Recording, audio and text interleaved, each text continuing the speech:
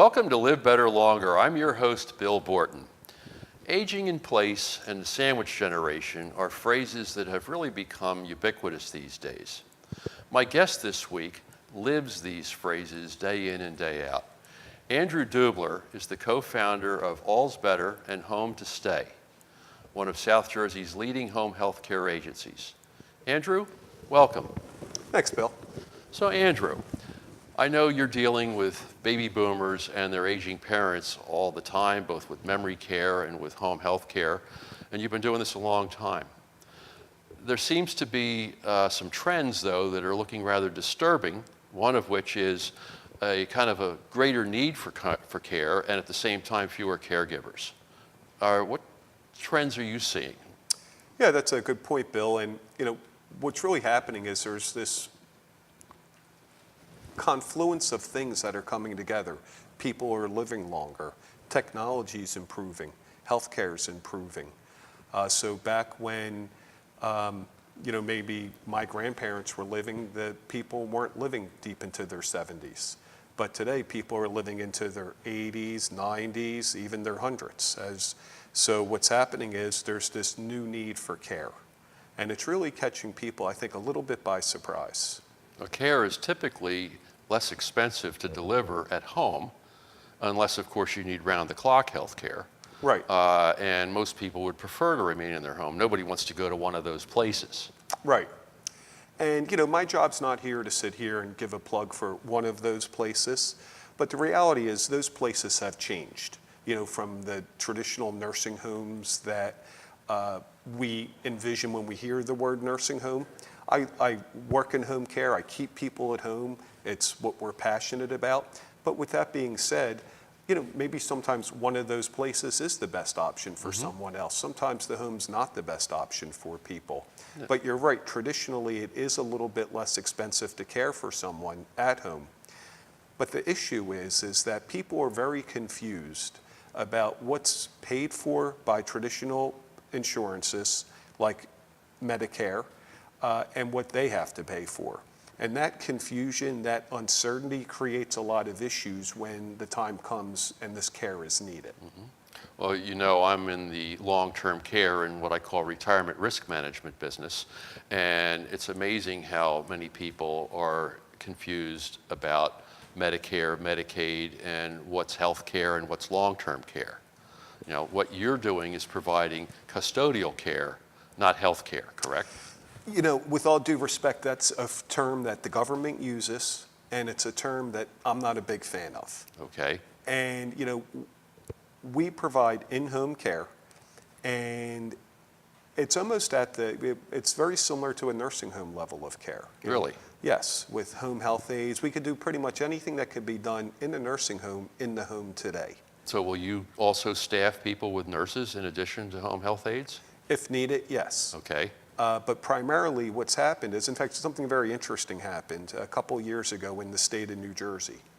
And in the state of New Jersey, what's happened is that the Board of Nursing had expanded the role of the home health aide. And a home health aide today in New Jersey, under the direction of a registered nurse, can perform a lot of duties that in the past that home health aide couldn't perform. And I can give some examples. Okay. So an example would be a skilled, in the past, if there was a skilled need, let's say a person had diabetes and they needed to take insulin 3 or 4 times a day with an injection. And let's say their spouse, who's their primary caregiver, was sick themselves, maybe was traveling and couldn't do that. In the past, you would have had to have a nurse, an LPN, come to the home 3 or 4 or 5 times a day to give that injection. Which is more expensive. Very expensive. Now we can have a home health aide do that if she's trained properly under the direction of a nurse. And that change is going to help keep some of that burden off of long-term care facilities in the state. Well, it also helps cut down on the costs that are incurred by Medicaid and right. Medicare. Yes. And of course, some people don't know the difference, but Medicare is health care for the aged and the disabled, and Medicaid is health care and nursing care for people who essentially have no money. Right. And it's important to note that Medicaid is the largest payer of these services in the country. Now, is Medicaid now paying for home health care in addition to facility care? Yeah, so Medicaid does pay for home health care. They pay for lots of home health care. In fact, they're the largest payer of home care in the country. Mm-hmm. The problem, in my opinion, is that it's Medicaid home health care, and the problem is that they're paying the aides, for the most part, minimum wage. So you can't get qualified caregivers at minimum wage. It's very difficult. And what's happening now, kind of circling back to how we started this segment on caregivers, a lack of caregivers, we have unemployment that's the lowest it's been. I think it's at 3%. Now we have, being a home health aide, low unemployment, so there's a lot of opportunities. It's a tough job, being a home health aide. Yeah. It's a really tough job. In fact, if you were to look at job satisfaction surveys traditionally done, across the board, you'll see that home health aide is probably one of the lowest when it comes to quality and job satisfaction. So you really need someone that has a passion for it, that enjoys helping people. We try to identify all different types of people for our home health aides, but a nice cohort of home health aides are people that are going to go on to become nurses.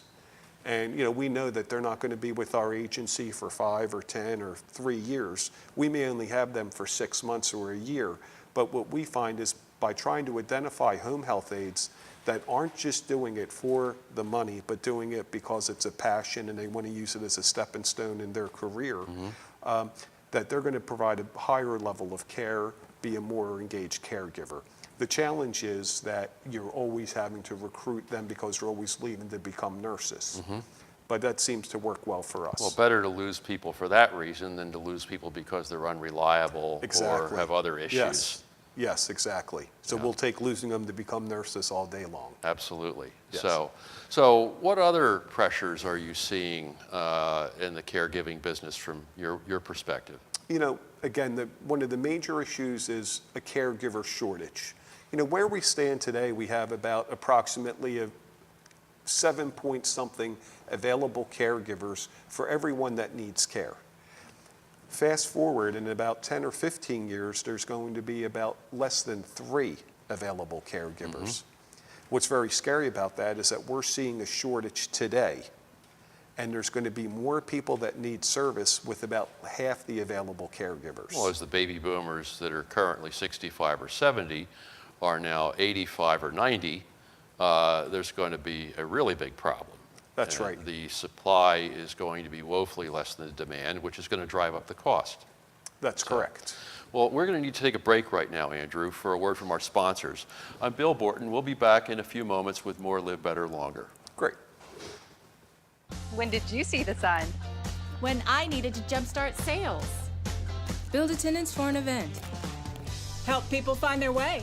Fast Signs design new directional signage. And got them back on track. Get started at fastsigns.com.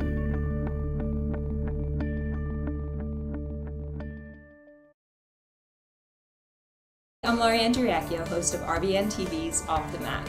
The Off the Mat is a term taken from yoga, that what you learn on your mat you take out into the world with you to create experiences and a life that you really want. So on my show Off the Mat, I will present you with all kinds of inspiring people and tools that you can pick and choose from to help you create the life of your dreams in your own unique way. So join me here on RBN TV for Off the Mat every Thursday morning at 10:30, and I will see you. Peace.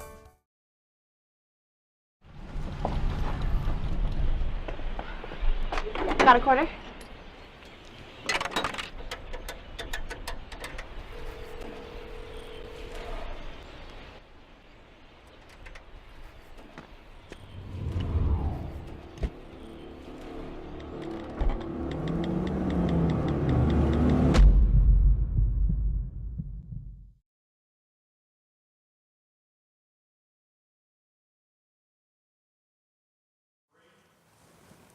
Welcome back to Live Better Longer. I'm your host, Bill Borton. My guest this week is Andrew Dubler from AlzBetter and Home to Stay. So Andrew, before the break, we were talking a little bit about how people can pay for home health care, Medicare, Medicaid. There's also your own money, of course, and then private insurance like long-term care or short-term care insurance, correct? That's correct, but I just want to clarify something, Bill, because there's something that a lot of people are confused about. And you had said Medicaid, Medicare. And Medicaid is the largest provider of these services in the country. Medicare provides these services, and there's different rules, but I'm just going to kind of give a high-level overview. Please. But traditionally, Medicare will only pay for these services following a hospital stay or a stay at a rehab facility. Okay. And then when they do pay for these services, it's for a finite period of time. Okay. Meaning that it's going to be for 5 weeks, 3 weeks, 6 weeks, and then for very finite services. It needs to be medically necessary. Medically necessary, and it's also for what you would call an episode. So they would send someone in and maybe to give a bath. Okay. That person's not going to be there for hours. They're going to do what they have to do, and then they're going to leave. Gotcha. That's typically how Medicare would pay for these types of services. Okay. Medicaid will send people in for longer periods of time, 8 hours a day, 5 days a week. They'll do that. Again, the challenge there is you have to be at the Medicaid level, and then you're getting Medicaid quality help. Right. And where a lot of people are confused is that they look to Medicare to pay for these services. A lot of people think that they should be covered under that Medicare benefit. But the reality is that for these types of services, especially longer term, they're going to have to pay privately. Unless, of course, mom or dad has long-term care insurance. That's right. And if they were smart enough, if mom or dad was smart enough to get a policy like that, then that would help pay for these services as well. But a lot of people have a really difficult time having to understand that why do I have to write a check, for these types of services when mom worked her whole life, had insurance, has Medicare. But the reality is that it would really bankrupt any system if we had to pay for all of this type of care. So I guess most of your clients are either the boomer children are writing the checks, or mom and dad are writing the checks, or if the boomer child has power of attorney, they're writing the checks out of mom or dad's bank account. That's right. And then you run into these issues about, we really don't want to spend the money on all this, and then are you really going to be able to supply as many hours of care as is really needed to keep mom or dad safe? That's a huge issue. People are afraid of spending their inheritance. They're afraid of spending their legacy. Parents want to pass something down to their children. It's important to them. And to pay for this type of care is the last thing they want to do. But it is for a quality of life, for being able to enjoy those golden years. I really think, this is the time to spend. So I don't want to get into it right now, and I'm not expecting you to be an expert in it, but for our viewers, reverse mortgages or a home equity line of credit could be an excellent way to fund in-home care to help keep mom or dad at home and not spend down the legacy. Absolutely. So- Yep, they're great vehicles. Something for our viewers to keep in mind.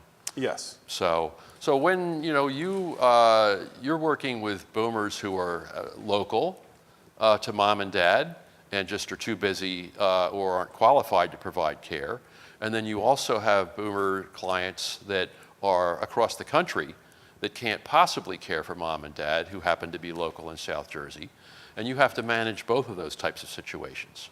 Yes. Yeah, and they're both, it's interesting. I had a client once, and it really spoke to the model and the power of home care.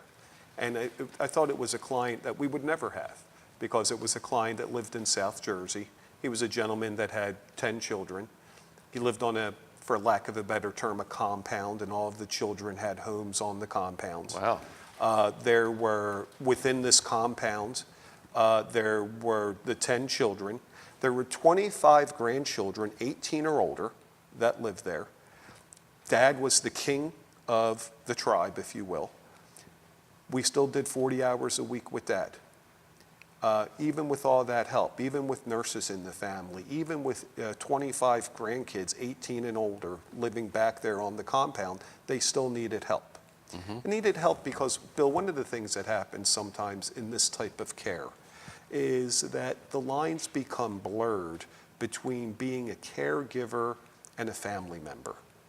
And it's really tough to wear those hats. It's really tough to, be a child and look to your dad for support and comfort and the things we look to a dad for, but then another to change his diaper. And those lines, although it's powerful and beautiful to be able to do that, not everyone can do that. I can understand that. So sometimes bringing people in, even when you have 30 caregivers available, is needed. And then to your other point, that model is also very common where children leave the nest, they go other places. Mom and dad still stay in South Jersey because this is where their home is. And now all of a sudden there's been a condition change and they can't be there for mom and dad. Sure. So that's and what it usually ends up with what I call the phone call in the middle of the night where your father fell and broke his hip, or, in the case of my mother, she got in the car to go to the dentist and never showed up. And I got the call, your mother's missing, and she was slipping into dementia. So, yeah, there's nothing about all this old age stuff that's a lot of fun. No, it's not. It's not. So what we've been talking about mostly is help with activities of daily living, or what ADLs like feeding and bathing and dressing and those types of things that usually involve the aging process and frailty. But a big issue these days is dementia, Alzheimer's. Yes. And that creates a whole other set of circumstances that require even more specialization with home health aides. And in many cases, you have to be a lot more patient because the individual that you're caring for may not remember that you were there yesterday and may not remember that you're a home health aide and what are you doing in my house? Or they may think you're their daughter or their sister. Right. All the above. Yeah, so it really creates a lot of challenges, complications, and we all know challenges and complications lead to higher costs. Right. So there are some of the challenges we have. So we're going to take another break for a word from our sponsor. When we come back, I'm going to want to talk to you about AlzBetter. Okay, great. Great, thank you. Look forward to it, sure. Bill Borton, we'll be back in a moment with... When did you see the sun? When I needed to jumpstart sales. Build attendance for an event. Help people find their way. Fast Signs design new directional signage. And got them back on track. Get started at fastsigns.com.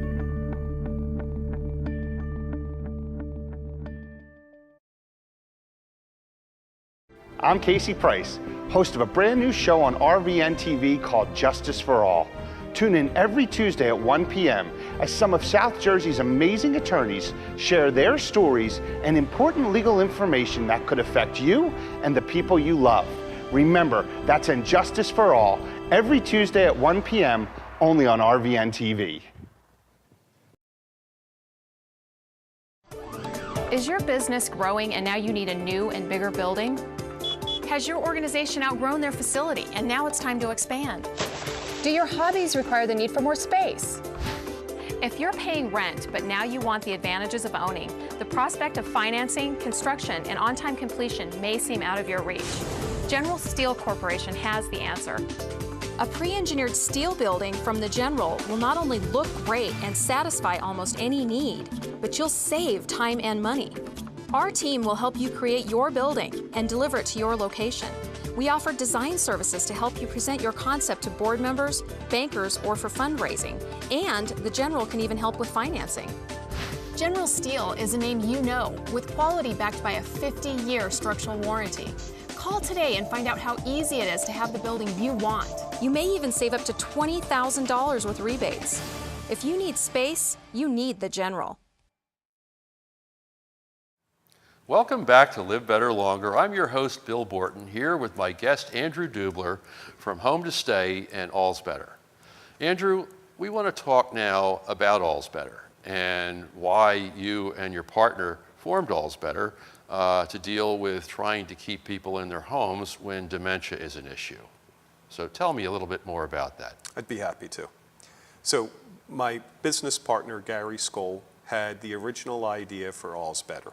He's the founder of the company, and the story was that he had an agency providing in-home care, had a referral from a solid, reputable referral source. The patient had dementia, and Gary took the case, and in about a week, and he was fired from the case, went through a lot of aides, and he realized that he needed to do a better job. So Gary started to look for training to help train his staff for in-home care on dementia. And what he found was a lack of material for training and keeping people in the home that have cognitive impairment like Alzheimer's and other types of dementia. Everything was built around the facility. And what I mean by that is when they were giving some instruction, they were saying, you get, one person would get someone by, at the top of the bed and one person at the bottom of the bed. In home care, we never have that, or rarely have that luxury. Things are different in the home. So what happened was Gary started to look for training, and there really wasn't anything out there. And he started to build his own training program for providing care in the home for patients with Alzheimer's and other forms of dementia. And from that, a new company was born, and that's AlzBetter. Now, I know when I first met you, you and Gary had partnered up not long before, and there was an app for your iPhone or your Android. That's right. And I know there was a way to log in and for different people that are involved, family members and caregivers, to manage the care. That's right. So explain that. So, and we have AlzBetter is a complete system. So it involves technology, it involves training, it involves people. And one of the things that you have to remember, and this is an issue not just here in Cherry Hill in New Jersey, this is an issue nationally. And that is that in the home, I use the term the Wild West. And the home is very similar to the Wild West. It's unstructured, you're playing by their rules, and when you go into the home, it's just completely unstructured. When a person has cognitive impairment, Alzheimer's, dementia, something like that, they need structure. They do better in structure. We sitting where we're sitting here today in a stone's throw, there's different properties, Premier, which was the old Cadbury, Lionsgate isn't that far. They all have memory units, Brandywine. Those memory units have a lot of structure, predictability, scheduling, all good things. And they lock down the hallways so you can't go wandering. That's right. My father was found walking in the parking lot during shift change at Cadbury, and they decided he needed to go into memory care at that point. That's right. So you needed that locked door. Yes. So all that structure is great, okay? The problem or the challenge is that if you're participating in that structure, and if they're having bingo and sing-alongs and current events, if you don't like to do those things, you're not going to do them. You're not going to participate. You're only going to want to do things that are important to you. Correct. So with AlzBetter, what we try to do is we do a series of assessments, and it's an activities-based program where we identify activities that are unique to the individual with dementia, and then we build and structure a day all around that person. Now, one day isn't necessarily the same as the next or the day before either. That's right. So you have to constantly making adjustments. Yes. Dementia is not a linear progression. Right. There's good days and bad. There's people that are better in the morning and not so good at night. Sundowners, I think they call it. Right. So everybody that's involved in this needs to be aware of the fact that you could have a good day or a bad day, and you need to make adjustments. That's right. What works today might not work tomorrow. What worked great today isn't working at all the next day. So you really have to be able to have optionality, not just have one plan. And with AlzBetter, we have those options. We have different activities.